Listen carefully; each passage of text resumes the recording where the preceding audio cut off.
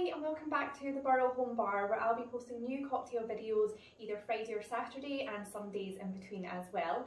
This week we're going to make the Paper Plane cocktail. Now this is my all-time favourite cocktail. I say that quite a lot. I quite often say this is my top 5, but this drink is my #1 cocktail.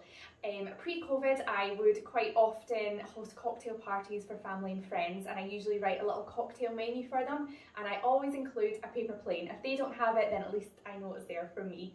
I first saw this cocktail in one of my cocktail books, one of the first ones that I got actually. It's just the Essential Cocktail book. I saw it while I was reading this and I thought I just had to make it because I fell in love with the colour. It's such a vibrant sort of orange colour.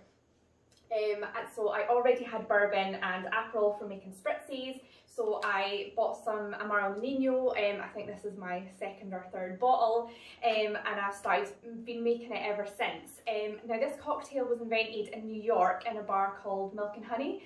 That bar is now called Attaboy, but it's ran by the same people, and I was actually there a few years ago and had the Paper Plane in the bar that it was invented, so that was pretty special. So yeah, I'm happy to share this with you today, the Paper Plane. So this is another equal quantities cocktail, so it's really easy. It's just 25 ml of everything. As I mentioned, it's bourbon. I usually use Buffalo Trace, but I had a Maker's Mark in the house, so I'm just going to use that.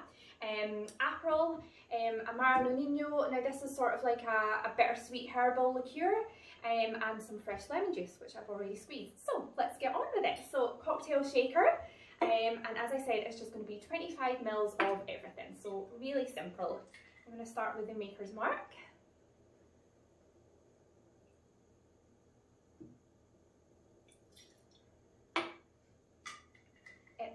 It's a really special cocktail. It's not for everyone.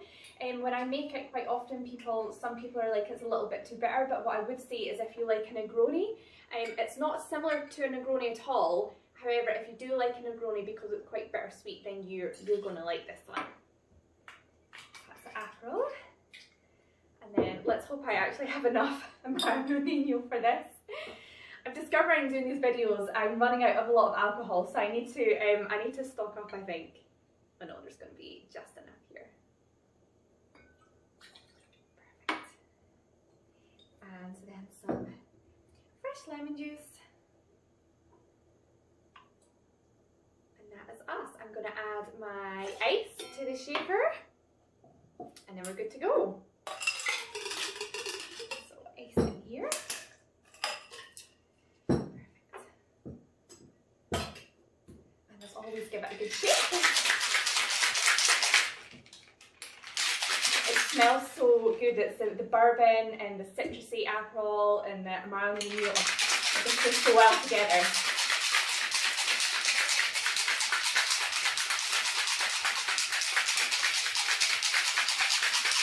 Go and wait till you see the colour. It's so cute. Okay, so I always serve my Paper Plane in a Nick and Nora glass, which is just kind of like a small glass. And I like this little vintage glass. That's just ice coming out of my freezer.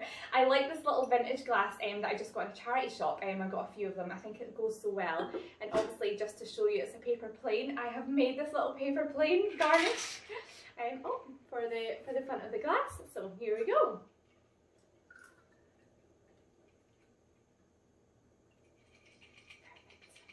How good does that look? I just absolutely love the colour. It's so bright. It's great.